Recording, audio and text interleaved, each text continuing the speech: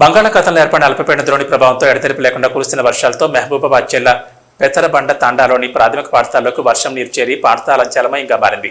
పాఠశాల ఆవరణ తరగతి గదుల్లోకి నీరు చేరడంతో తరగతులు నిర్వహించడం ఇబ్బందికరంగా మారింది. విద్యార్థులు అవస్థలు పడి పాఠశాల నుంచి ఇంటికి తిరిగి వెళ్లిపోయారు. పాఠశాల అంతా జలమయంగా మారడంతో ఉపాధ్యాయులు విద్యార్థులు పాఠశాలలోకి వెళ్లని పరిస్థితి నెలకొంది. నీరు అక్కడే నిలవ ఉంటే రోగాలు బారిన పడతామని ఆందోళన వ్యక్తం చేస్తున్నారు. సంబంధిత అధికారులు స్పందించి వర్షం నీటిని త్వరగా తొలగించాలని స్థానికులు కోరుతున్నారు. జిల్లాలో భారీ వర్షాలు కురుస్తాయన్న వాతావరణ అధ్యయన కేంద్రం హెచ్చరికలతో విద్యార్థుల తల్లిదండ్రులు ఆందోళన చెందుతున్నారు. శాఖల మధ్య సమన్వయ లోపం, అధికారుల అనాలోచిత నిర్ణయం, లోతట్టు ప్రాంతాల్లో పాఠశాల నిర్మించడంతో వర్షాకాలంలో వరద నీటితో పాఠశాల మడుగులా మారడంతో విద్యార్థులు ప్రతి సంవత్సరం వర్షాకాలంలో తీవ్ర ఇబ్బందులు పడుతున్నారు. దినసరి నిరుపేద కుటుంబాలకు చెందిన విద్యార్థులు విద్యను అభ్యసించే ఈ పాఠశాలపై చిన్నచూపు చూడడం ఏమిటని విద్యార్థుల తల్లిదండ్రులు ప్రశ్నించారు.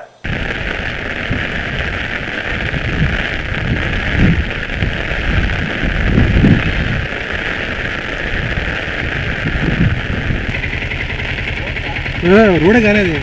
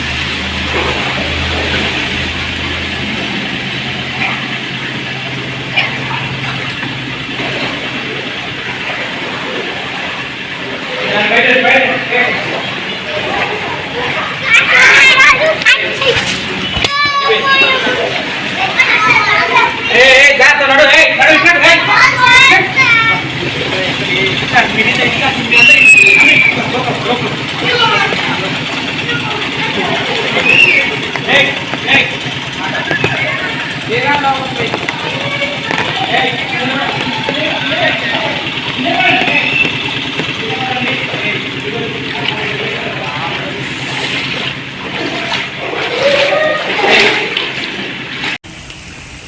తలపిస్తున్న ఈ పాఠశాల పేరు ఎంపీపీఎస్ పెసరబండ తండ మోబాద్ మండల్.